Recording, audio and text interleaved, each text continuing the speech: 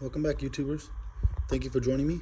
And today we are working on a 2012 Lexus ES350. This is the Lexus with the V6, the 2GR FE.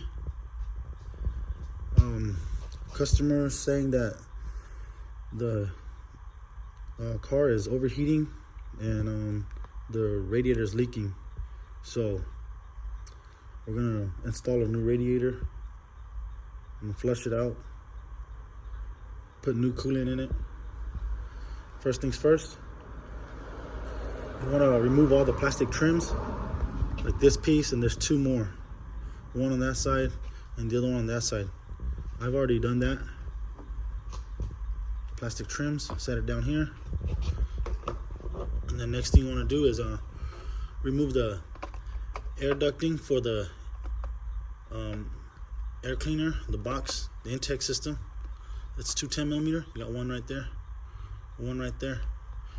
I've already done that. Just lift up, should pop out. Next thing you want to do is remove the battery. You have to remove the battery only because this pipe right here sits on top of the radiator core support and it goes under the battery. So you have to remove it. I mean, if you can find another way to do it, it's up to you, but I'm just gonna remove the battery just to get this pipe out of the way. And also, I don't think the fans are gonna clear once we get to that part, but it's gonna be a 10mm right here, 10mm nut right there. These two positive and negative terminals are gonna be 10mm. I'm gonna go ahead and take those off so we can get to the core support, the radiator core support itself. So I got the battery out. This is where the battery used to be. Then like I said, this pipe, it goes under the battery, connected to this air reservoir. You can remove it. It's just a 10mm there, and it just gets wedged in here with a rubber grommet. But if you want, just pull this pipe up and lift out just like that. This bottom piece right here goes in there. And then as you guys can see, the radiator is busted, it's cracked, it's been leaking coolant all over the engine, and it's spraying all over the alternator and the front of the engine, because as the fan rotates, it's just kicking coolant everywhere. And also the car is overheating. Next thing what you want to do is unbolt this radiator front support. You got 10mm there, 10mm there. Go over here to this side. You got 10mm there, 10mm there. Then next is what you want to do is remove the horns. You can unclip the horns, the car horn, but I'm just gonna unbolt them. There's two, one on each side. These are 12mm, one there, the other one there. Then you got this front radar right here. It's a 10mm. They're already loose. I'm just gonna go ahead and take them off while I set this phone down. Then we'll proceed. We'll keep on going. Next, what you want to do is remove these two 10mm bolts holding the whole front radiator support. You got this one, the small one right here. It's bolted onto the front grille. And then if you look down there, right there, there's gonna be one 10mm bolt. And you can get it from under the car. You don't have to reach over the grille. It's easier if you just get it from down there. And then once you have that off, which I've already taken them off, I'll show you guys. The core support should just, the radiator core support should just come out, but you want to be careful because there's a harness. There's a harness back here. It's connected to the hood latch sensor. If you pick up, which I'll show you guys. And you can unplug it, the sensor, if you want. I don't think I'm gonna unplug it, only because we're only doing the radiator. So I'm just gonna probably just prop it over here, get out of the way. And there it is. That's all the leak right there. It's been leaking from the seam. Plastic on aluminum. But I mean, if you want, now's your chance to go down there with the tray and drain the coolant. I'll show you guys in a little bit how to drain the coolant.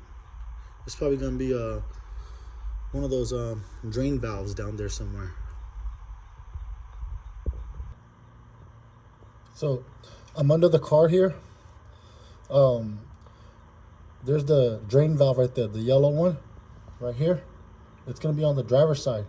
And then you got these two transmission cooling lines right here that go into the radiator. You're gonna wanna go ahead and drain the coolant and remove these two transmission lines. They're just clips.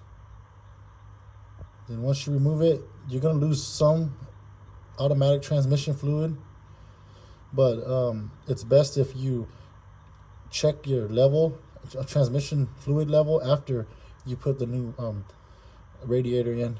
But this yellow one right here, this is the drain valve.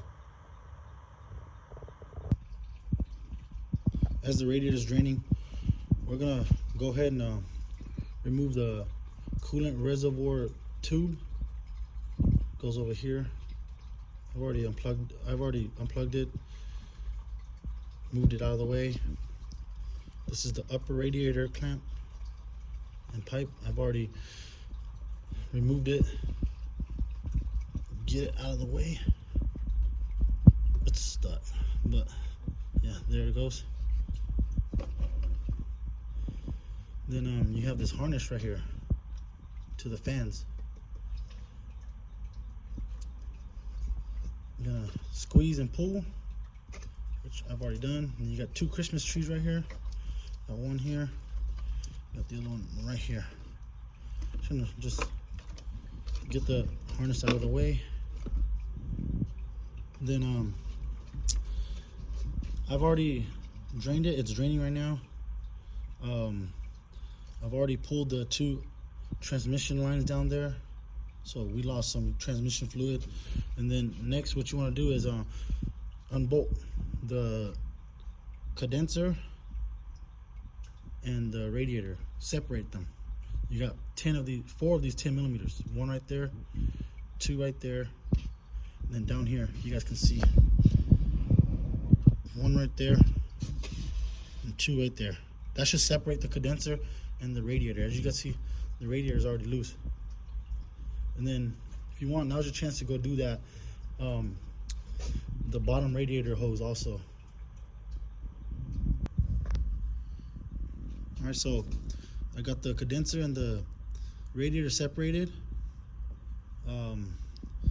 The bottom hose is disconnected from up here because we're gonna replace both top and bottom hose.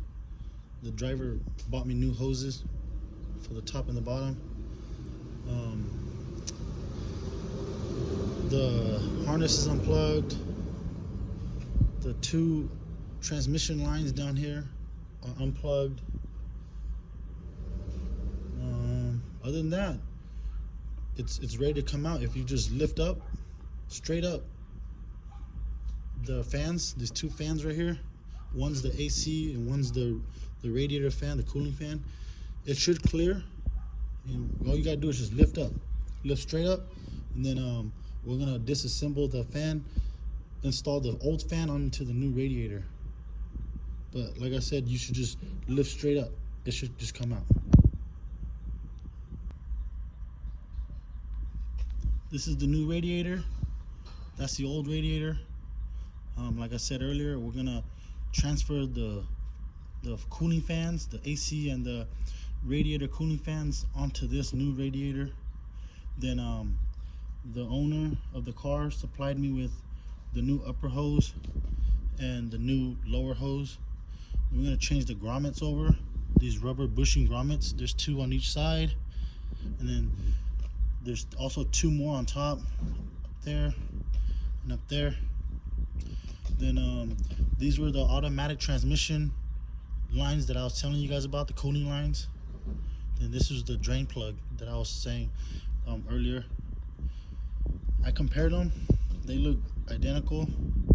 We're gonna do the swap, and then once I change everything over, I'll show you guys how to put everything back together. I transferred the old fan onto the new radiator. That's the old radiator. I went ahead and installed a new a lower pipe right there with the new clamp.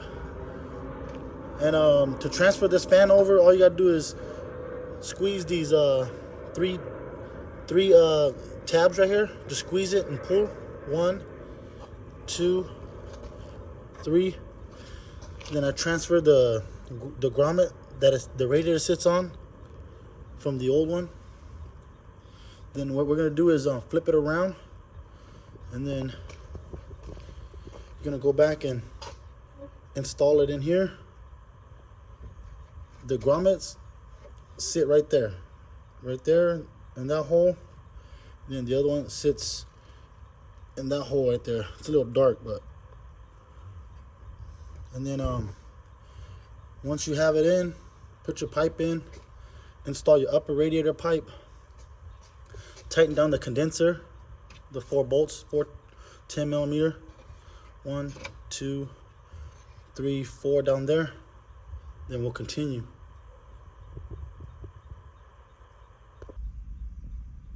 I got the new radiator in, condensers back on and tight. I'm gonna tighten up the bottom hose clamp, reinstall the new upper radiator hose onto the new radiator, plug this harness back in,